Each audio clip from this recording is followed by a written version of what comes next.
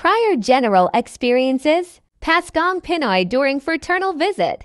The Order of Carmelites Prior General, Fr. Mysil O'Neill, O.Carm, arrived on a fraternal visit to the Philippines last December 22, 2024, immersing himself in the warmth, faith, and hospitality that make Filipino Christmas celebrations truly unique. His visit began in San Francisco, Agusan del Sur, where he was warmly welcomed by Fr. Noel Roses, O.Carm, and the STs, Elijah and Elisha Carmelite community. After Christmas, he traveled to Lila, Bohol, where he enjoyed lunch and a fraternal dialogue with the Carmelite contemplative nuns on December 27. The next day, he celebrated the Holy Eucharist with the nuns and the faithful of Lila and nearby towns. On December 29th, he celebrated Mass commemorating the Feast of the Holy Family with the St. Theres of the Child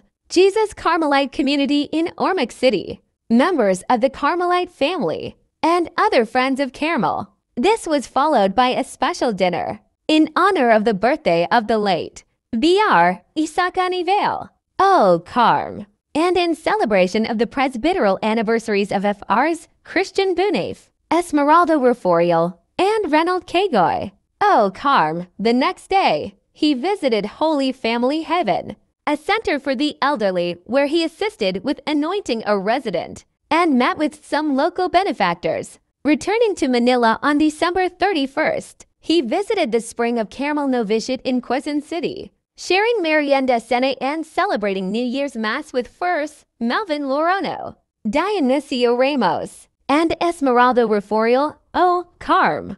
On January 1st, he visited the monastery of the Carmelite nuns in Burgos, Pangasinan, and on the next day, he met Carmelite nuns and TOC members at the monasteries in Santa Ignacia, Tarlac, and Giguinto, Bulacan, respectively. After an overnight stay at the provincial house in Quezon City, he left for Vietnam on January 3rd.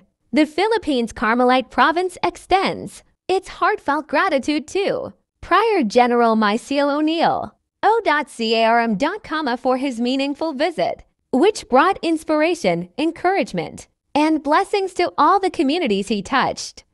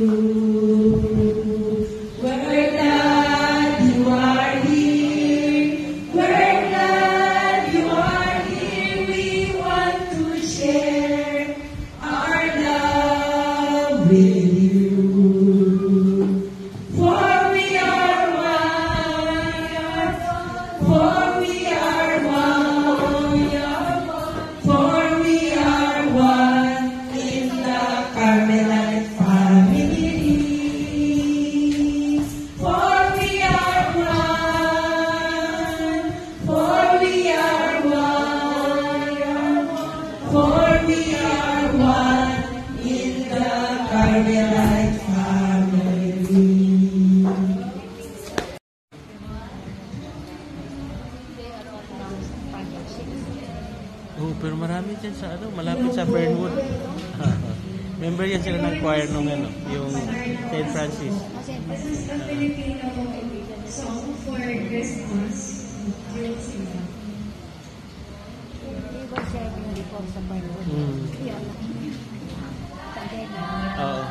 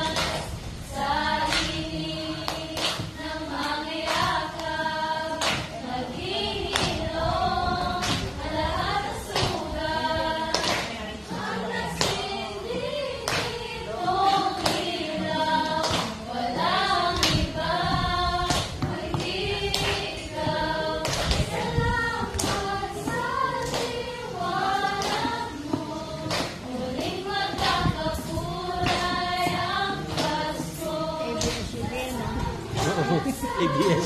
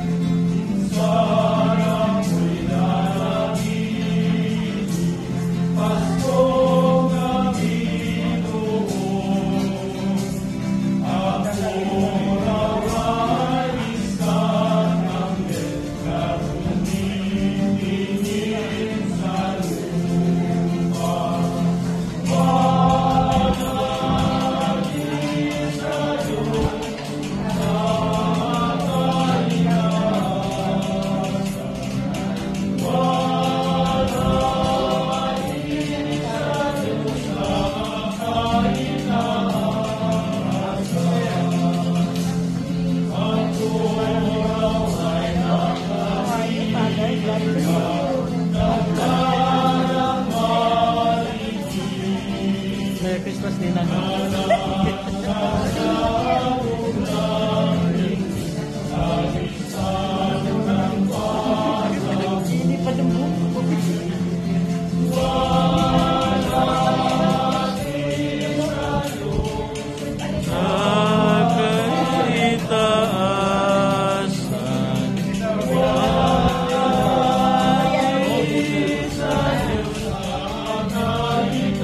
siya mag-visa mamaya. Mag-celebrate ako. Siya ang mag-visa.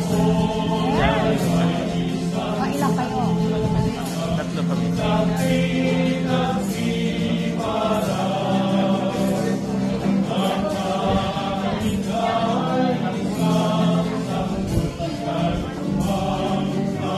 Ayaw siya electric pa na. Naalis na nga yung grupo eh.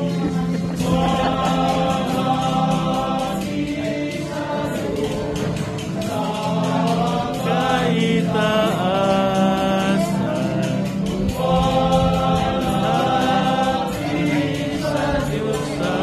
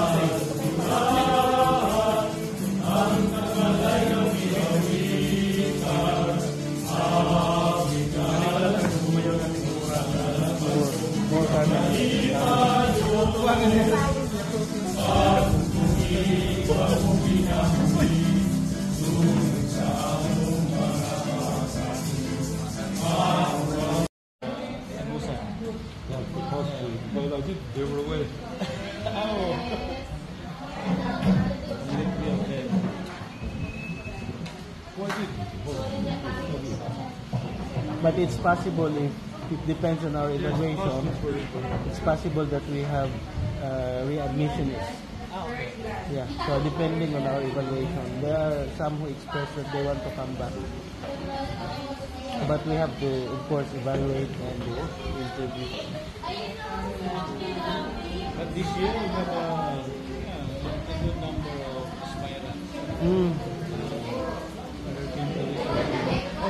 There's another couple also from here, from the homeowners.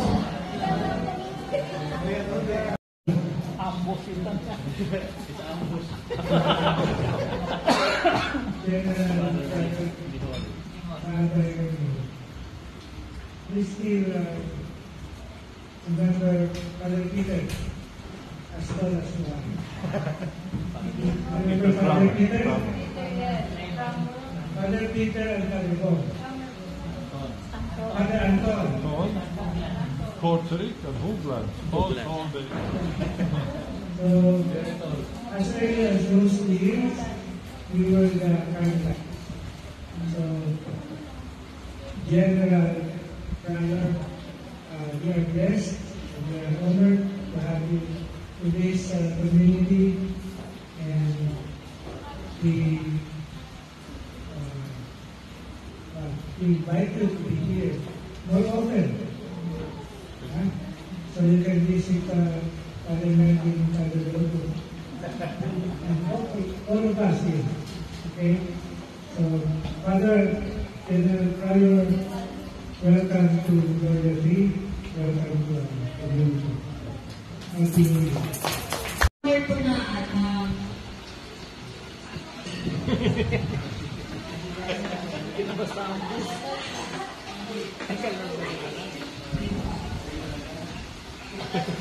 Speak Tagalog. Yeah, pangalan niya. Kaya yan, oy. Go. Introduce your name.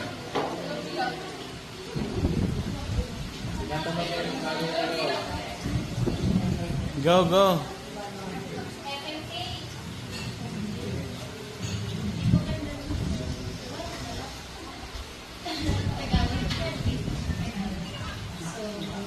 Hi po. Yes, hi.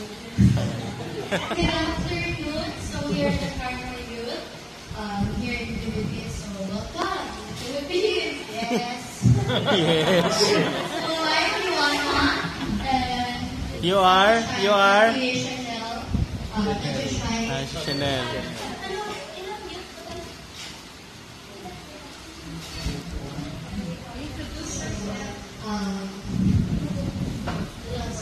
Lahat po, Tagalog mo lang, Father Kenty.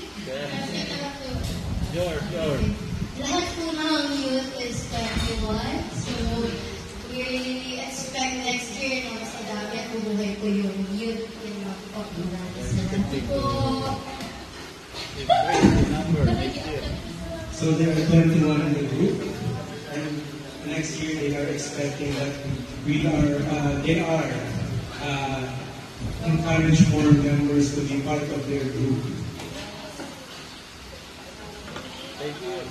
From any words from our TOC. Verse of this one. Tinatulog ako lang yung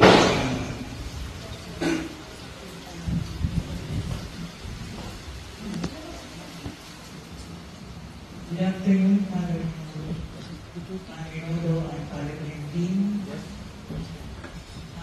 We, the TOC Project 6 community, may I introduce the members, Father, Sister Malu Reyes, Sister Arlene, Sister Susan, Sister Mila, Rosetta, Sister Nitz, Antonieta, Pilaspi, Sister Juliet, and Sister Nympha.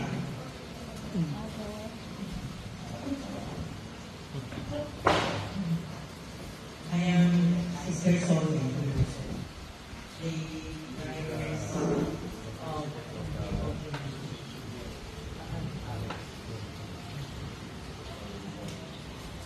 break sa break.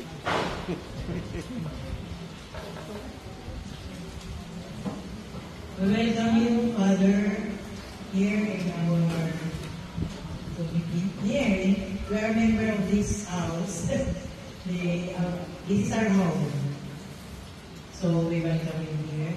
And also, we welcome you in our community. So, Happy New Year.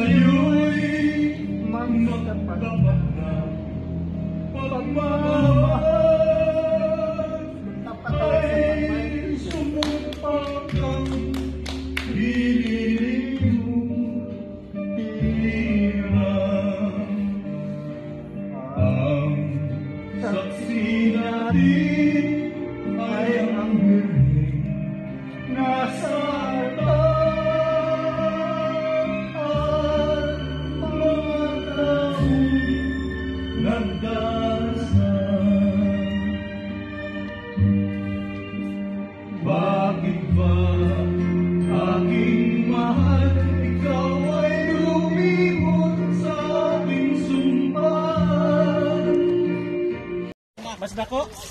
Mas dako ni gamay.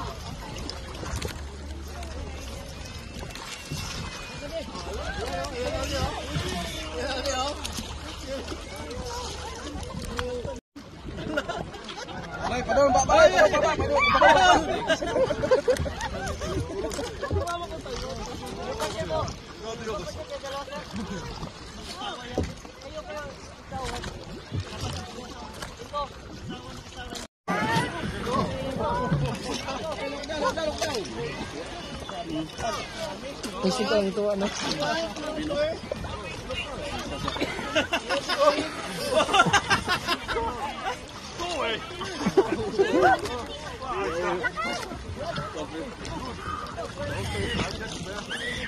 Mihol, just imagine you are Jonah.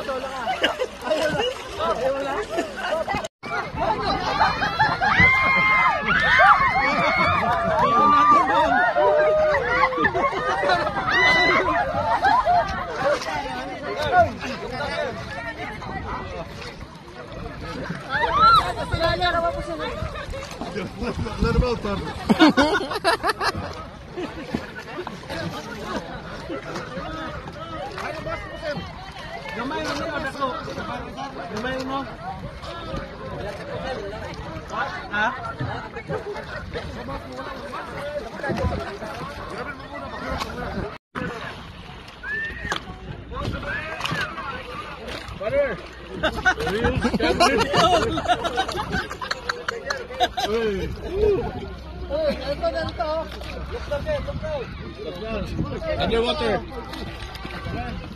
Look underwater.